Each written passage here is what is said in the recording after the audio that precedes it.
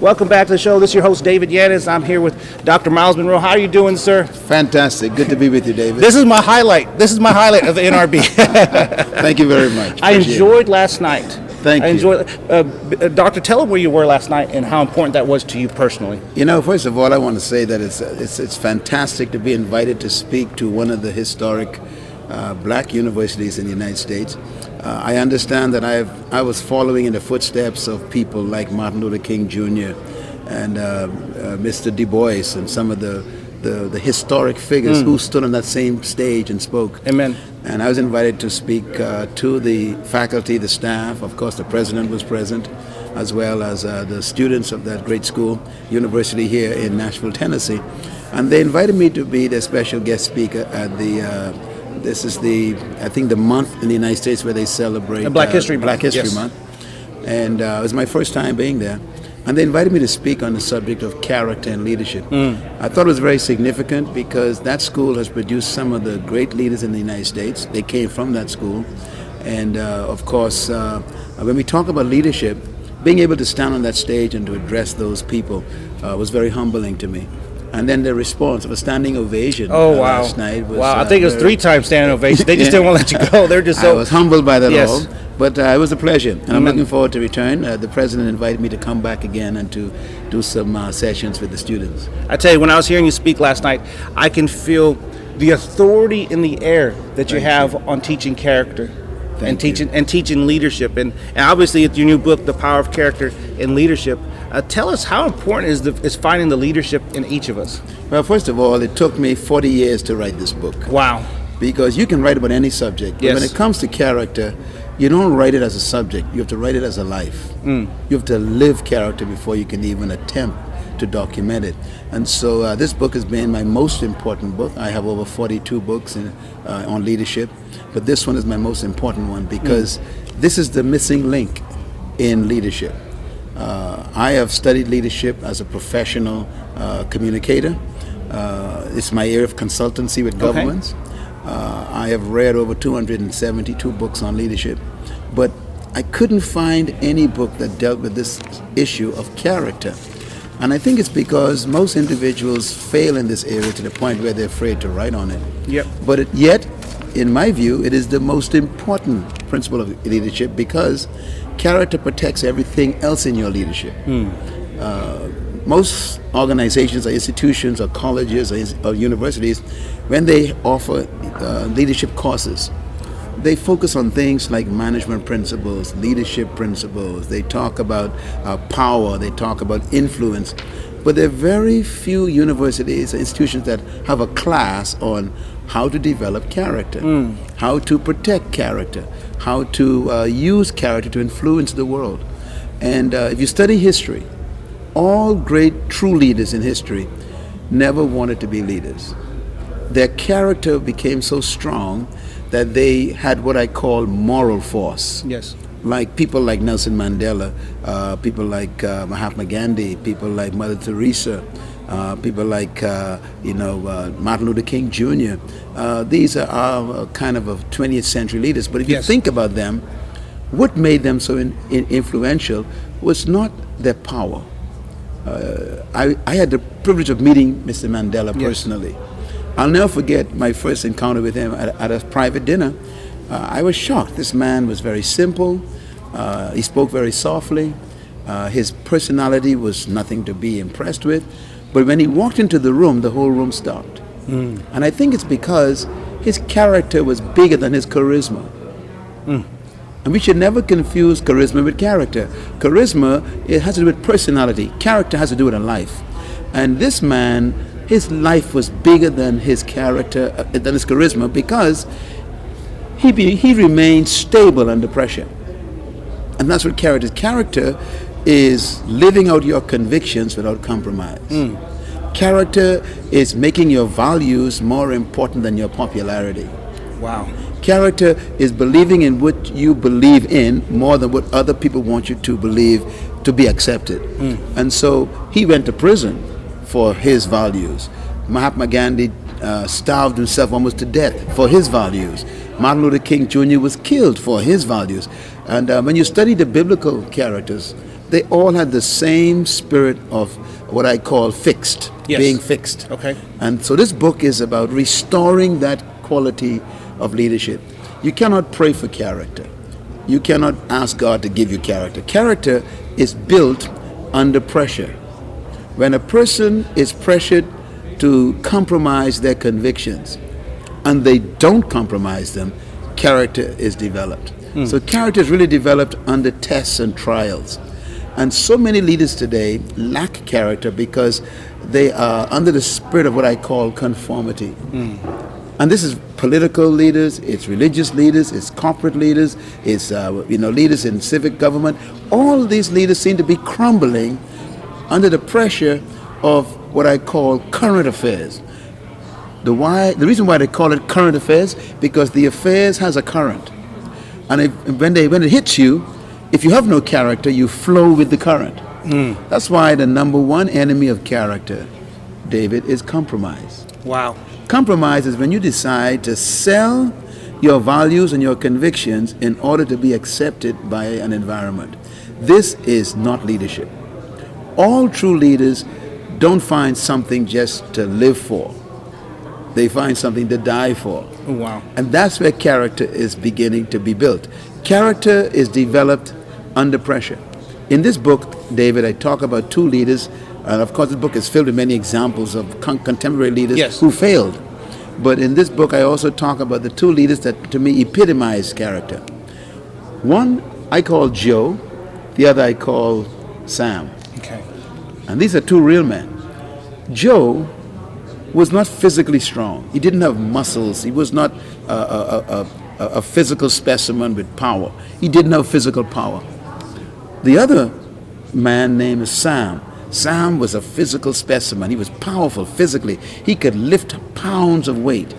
These two men seemed to be so different. Joe didn't have physical strength, but he had strength of conviction. Sam had physical strength, but didn't have conviction. Who were these two men? One is called Joseph. The other is called Samson. Your character is tested under pressure. Amen. You are who you really are when you are under pressure. That's why there's a difference between your reputation and your character. Joseph stood up under pressure to the point where he even ran from a situation. He fled to the point where he ran naked to protect his conviction, his values. Samson collapsed under the same pressure and sold his entire future for a moment of pleasure. So Samson had physical strength but no character. Joseph had no physical strength but he had character. Which one of these men will history hold up as an example? It's Joseph. So I speak to every leader today watching this program. You need to decide whether you would go for charisma or character, whether you would go for personality or passion, whether you would go for being famous or being faithful. This book is about bringing back to leadership the most important foundation of leadership, and that is character. Because without character, power will destroy. What protects people in leadership is not their power, nor their position, nor their title. It's their character. And your leadership is only as safe as your character. In this book, I also talk about what to do if you fail in your character. Many leaders have fallen. Religious leaders have fallen, corporate leaders have fallen, political leaders have fallen. I mean, immorality seems to be sweeping the world. Yeah. And you know what's amazing, David? Once you lose your character, people don't forgive you. They don't forget. No. I think about leaders like the former president of the United States, Bill Clinton. He has a man who had great skill in office, but didn't have great skill in his private life. And he succumbed to immorality. Today, we still remember him as a man who was a victim of a young girl, no matter how great he may have been. That's true. And so, I think of people like Abraham Lincoln in comparison. Abraham Lincoln was killed because of his conviction that he refused to change. He went against his own political party because he didn't believe in slavery. And his party turned on him, but he refused to submit to them. I think this is the kind of leadership we need. Amen. And when I met with Nelson Mandela some years ago, I asked him, I said, how did you stay in prison? 18 years on an island, cracking rocks. An additional 8 years under house arrest. How did you survive? He said, because I believed what I believed. And this is what character is. Character is, look, my convictions are so strong that I'm willing to die for them. So we need true leaders to emerge again. Let me define leadership. Leadership is the capacity to influence others through inspiration, motivated by a passion produced by a vision, which comes from a sense of purpose. The most important word in that sentence is the word conviction. Amen. Because where there is no conviction, there's no leadership. Leaders are people who have such a deep conviction about what they believe to be right and proper that they're willing to die for it. So leaders don't find something to live for. They find something to die for. Wow. And to me, that is the foundation of character. Amen. Well, let me ask you this. So having a great character means you have to have some great courage. Well, character produces courage. Amen. Matter of fact, courage is simply an element of character that is manifested because of your conviction. In other words, if I believe that I could jump over that wall, if I believe that, then that conviction forces me to attempt it. Courage is standing in the face of opposition, wow, in the face of challenges. This is why every leader, male or female, who is a person of character, they actually use fear as a motivation. Yes, yes. That's important. That. Yeah. And fear is the birth source of courage. You cannot have courage without fear being present. Matter of fact, fear is good because it produces courage. You cannot be courageous unless you are afraid. So all leaders are people who say, look, my convictions are so deep about something that even though I'm afraid of what might happen to me, I am willing to step out courageously and pay that price. Amen. I think of people again like Nelson Mandela. When I spoke with him in person, my second visit with him, I asked him, how did you stand up under all the pressure? He said, many times the government of South Africa came to visit me. They sent their representatives and they came personally and they said, if you stop agitating for change, if you stop wanting to dismantle apartheid in our government, if you just behave yourself, we'll give you a house, cars, private security, wow, we'll give you money, anything you need, just don't do this to us. And they said, the prison door is open, you can walk out. Mr. Mandela says he got up from his stone bench in that prison, walked to the door, opened the door, and told the men to leave. He shut the door back. He says, lock it. He said, until my people are free, I have no right to be free. Wow. This is character. How many pastors are selling themselves on the altar of trying to be accepted by That's very true. By the norm? That's very How many true. politicians are willing to compromise their personal beliefs, their personal convictions for popular vote? Yes. These people have no character. These are Yep. not leaders. Yep. These are characters. Yeah, you mentioned that last night. And before we close, I want you to share about that, about the Greek word for actor. Yeah, very important. You know, I was talking in this book. I talk about it. When a person doesn't have character, the word you use to describe that person is hypocrite. This word hypocrite is a Greek word invented by the Greeks, and it actually we pronounce it as hypocrite today, but it is hypocrite. And hypocrite is a very interesting word. The Greeks were the first ones to create what we call drama. They're the ones who really, developed this whole idea of plays. Okay. They were the first Hollywood kind of thing. Yeah. And this is over, 2,500 years ago. And the Greeks would develop these theaters. And what was unique about the Greeks was that whenever they put on a play, they would usually only use one actor, one person.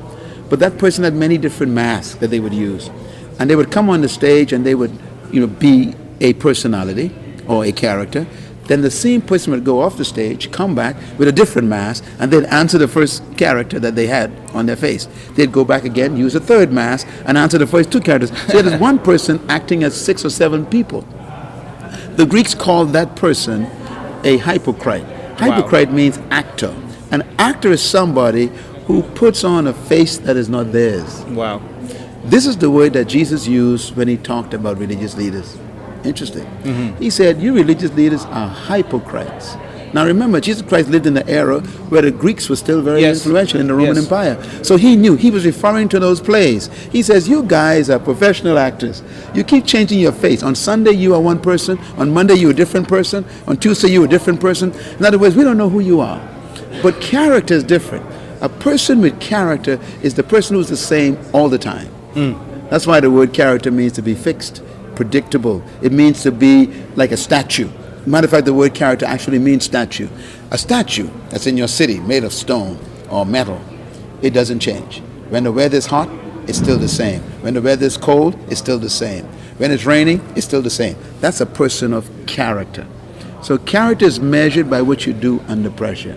And David, we need to restore this to leadership. Amen. This book has already been sold out twice. Amen. And now it's being distributed all over the world. It's in Spanish, it's in French, it's in Portuguese. And we are amazed that I spoke to a hotel management program in the Bahamas just before I came here.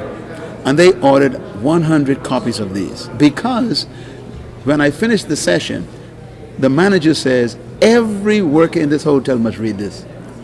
If we can restore character to our staff, we will have an entire different organization. Absolutely. Because you know, people who are predictable, people who are fair, who are just, people who are stable, and those who don't wear many faces. So my question is, what do you do when no one is watching? What do you do in the night when you are alone? Do you change? What do you do in secret when you are negotiating a deal with an investor and no one is around? What do you do when you have an invoice that you could pad the invoice and you could make more money? What do you do if you could tell a lie and get a promotion? See, character is always tested by temptation. Amen. When you talk about temptation, temptation is simply a test of your character.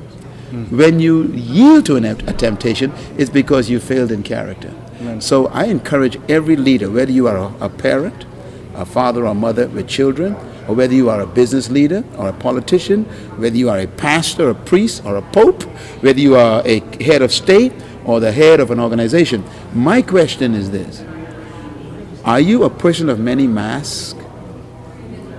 Or are you the same in the night as you are in the day? Are you the same on the stage as you are in the audience?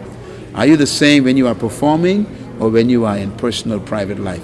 This is a question of character. Amen. And to get his book, you can go online to characterinleadership.com. That's characterinleadership.com. Thank you so much for being David, a guest. I love you and I appreciate you. I appreciate you. Thanks for the work you're doing. Amen. And remain stable. Stay faithful to your convictions. Amen. Don't compromise your life. I agree. And I guarantee you, I'll see you at the top. Amen. God bless you. Amen. And Great being with you today. We'll be back with another great guest.